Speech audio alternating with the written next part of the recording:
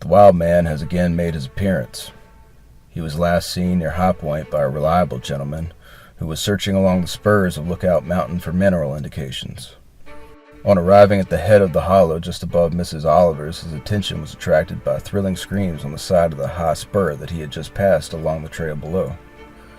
He looked in the direction from which the noise came. What should he see but the wild man? When his fright cooled down, he discovered that the old fellow was not making any move towards him, but was standing erect and shaking his fist at him and showing signs that were not favorable to a human being.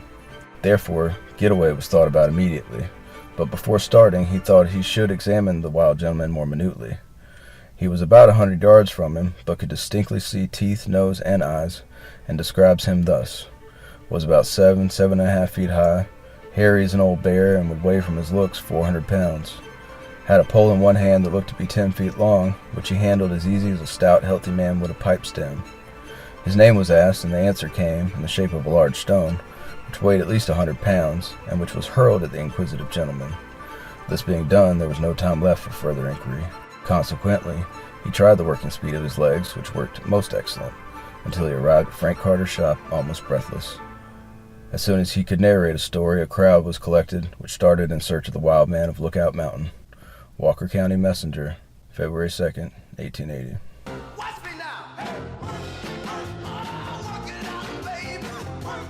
Good evening, true believers, skeptics, and those in between. Thanks for taking this journey down the rabbit hole of Relict hominid theory. We'll explore the hypothesis that not all early hominid species have become extinct, but have in fact survived and even thrived, continuing to evolve and adapt, existing parallel to human society.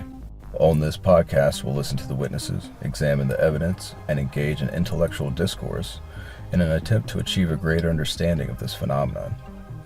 Are these creatures a paradigm-shifting physical reality, or a psychological contagion contracted across 6 continents and spanning the whole of human history? Is the problem mass delusion or cognitive dissonance? We'll tackle these questions and more on Squatch Me Now.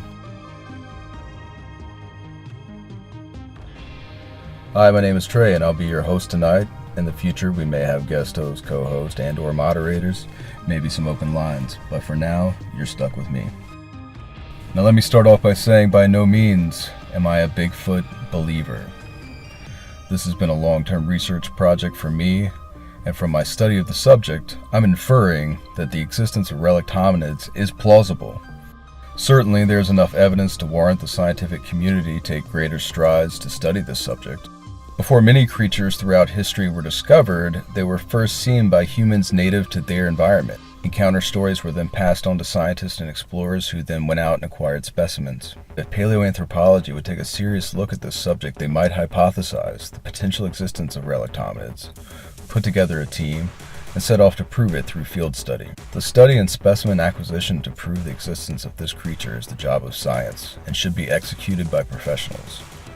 The stakes are there. The value a specimen of an early human ancestor would have to medical science alone is far greater than most of us can imagine. Yet here we are. I think the scientific community and the government's continued refusal to address this subject is suspect at best. Here's the good news. We live at a time in history when we can contribute to a real-time digital record of happenings on Earth and cross-reference them simultaneously with other people around the globe. Hopefully, all of you listening to this podcast and those engaging on social media will be able to contribute as we attempt to piece together a more complex understanding of this phenomenon. Let's do some recent news.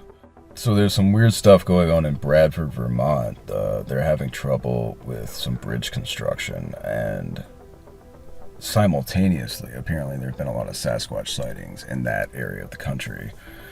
And people in this town, I guess, there was a rumor going around that the bridge closures, the delays in this bridge construction had to do with a Sasquatch being seen in the area.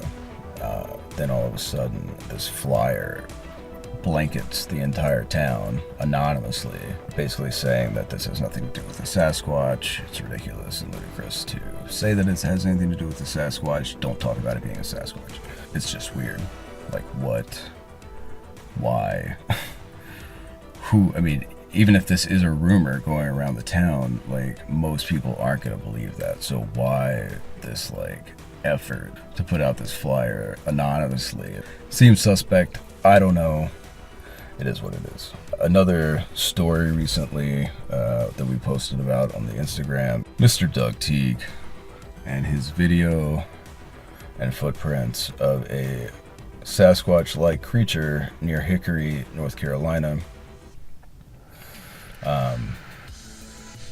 It's very interesting. You know, I'm going to admit, when I saw the first photo, I was not impressed at all. It looked like a tree stump to me.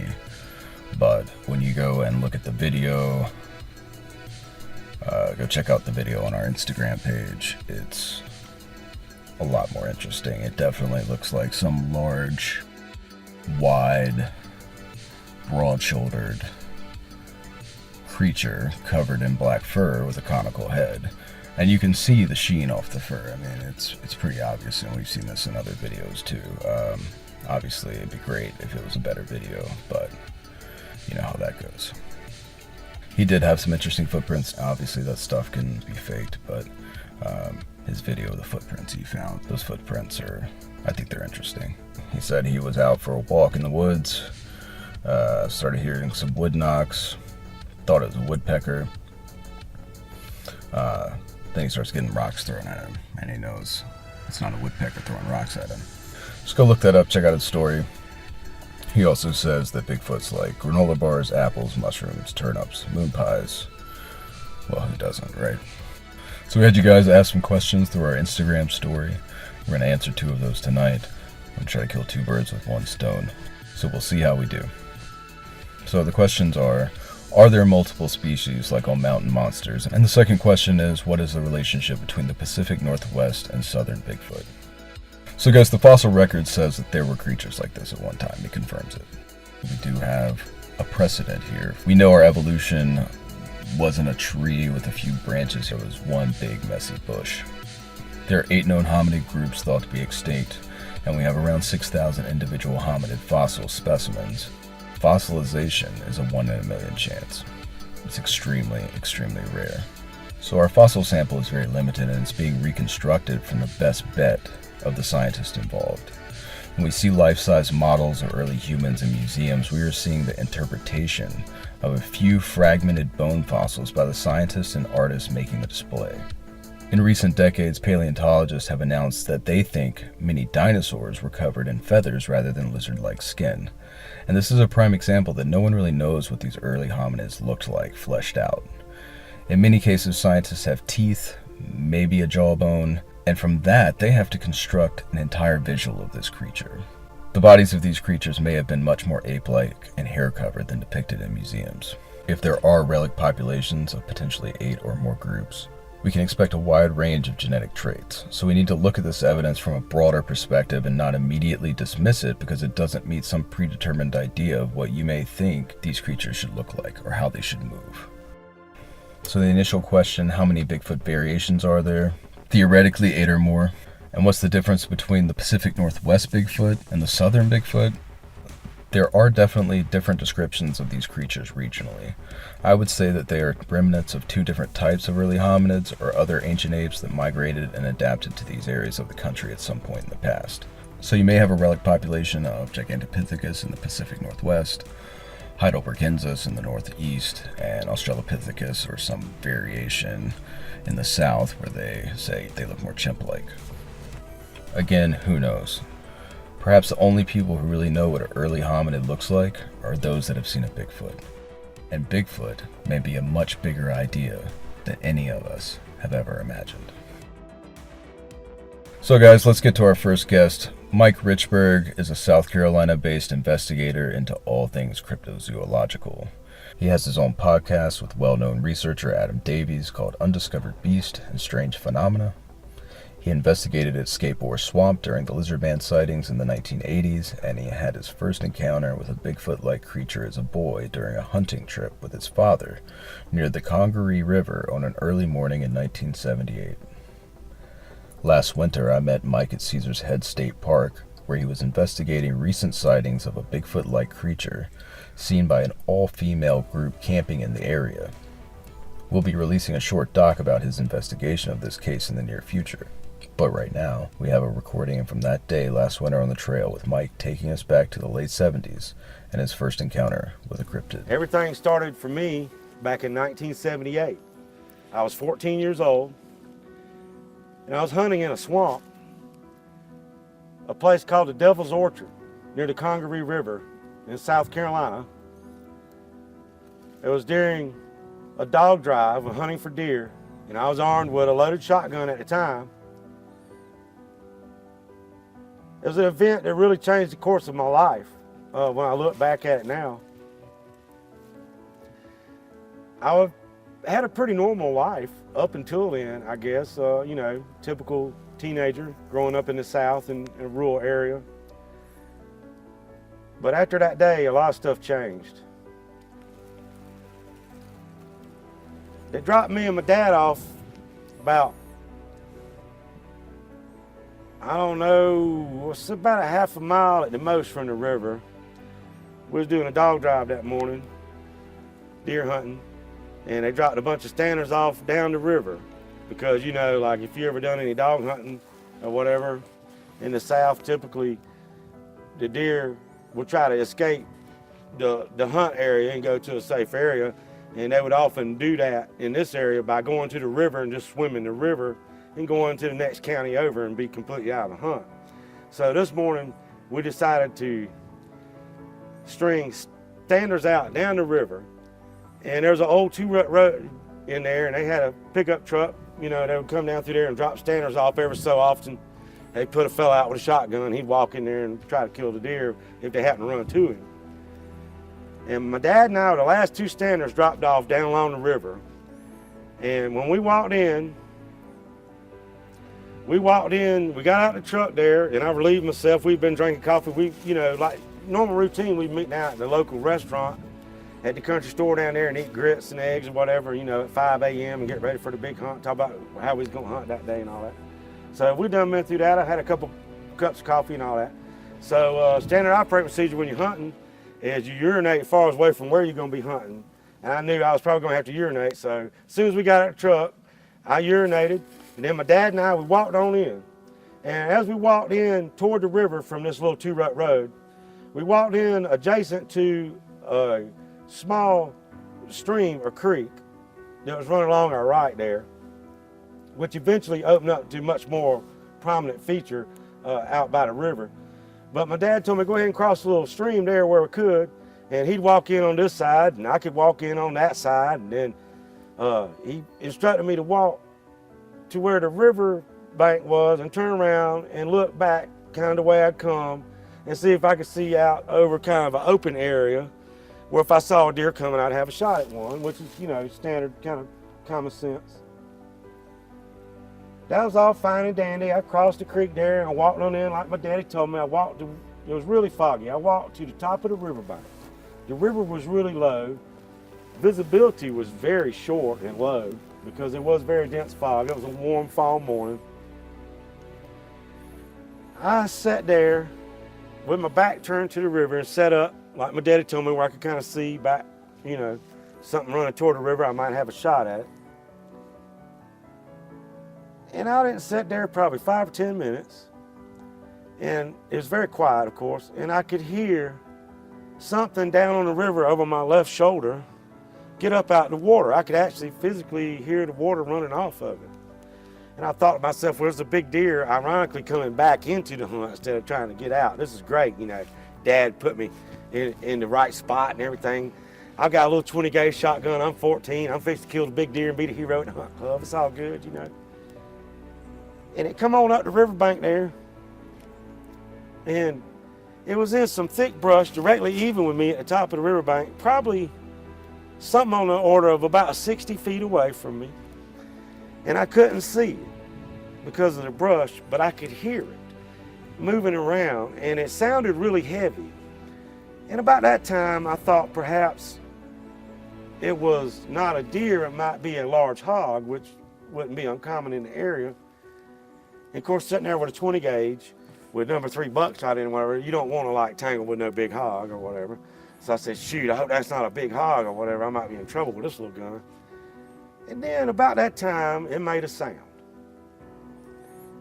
And I'm gonna try to duplicate that sound. That sound was like not quite a grunt and not quite a sigh. It was a sound like this.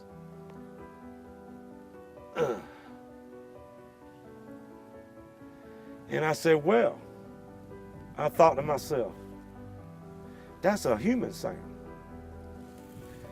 And then my mind, you know, started running. I said, well, it must be somebody that just come up out the river and standing right over there.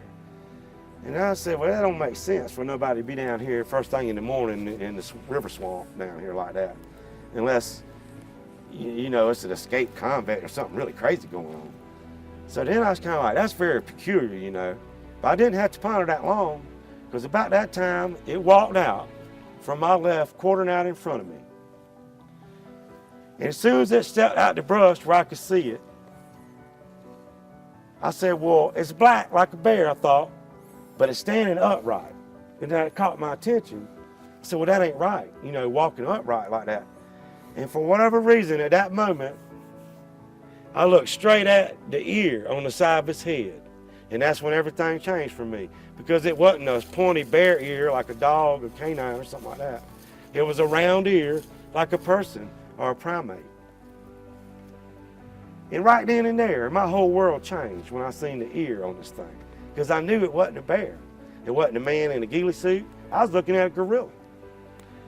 My mind immediately jumped to gorilla. And I was convinced I saw a gorilla. And that's what I thought of it as for many months following this, until it eventually dawned on me that if you see a gorilla in the woods in North America, they call it a Bigfoot. But in my mind, that day when it happened all, there's a gorilla. I'm sitting here deer hunting, there's a freaking gorilla in the swamp. The thing is huge. I can't really see from the waist down because of the undergrowth and stuff. And there's trees and bushes and stuff in there, but I see it walking right through there. And I don't get a good look at the face. I can't see his face. But I can see a little bit of skin right here on the face. And one thing that really stuck out to me as it moved out there in front of me is it took his hand up just like that and took a branch and moved that branch out of his way so it wouldn't like hit him. Just like you or I would if we were walking through the woods and there was a tree branch in the way, we just reach our hand up there and push it out the way so it don't hit us in the face or whatever. That's exactly what it did. And when it reached up, it didn't reach up with a bare paw. It reached up with a hand. A hand that looked a lot like my hand, but it was covered, of course, in black hair back there. The coat of the animal, and I use the term animal because I don't even consider us animals.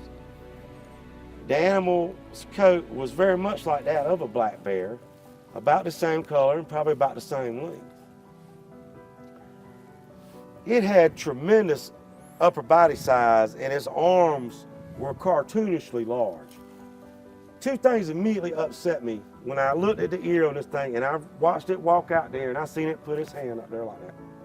And I got a pretty good look at it. One, it wasn't supposed to be there, which should be kind of obvious. That was shocking enough. But the other thing was, it did look very large and powerful. It really had ginormous arms on it. And to the extent of, like I like to use the word, cartoonishly large arms. Very powerful animal. I've made the comment several times that it looked like it could whip a saber-toothed tiger. But there it was, right there in front of me. And it walked out to where I had walked in at. And it kind of put its head down and he turned on a new vector and kind of 45 back off that one. The whole time that was going on, my knees were shaking.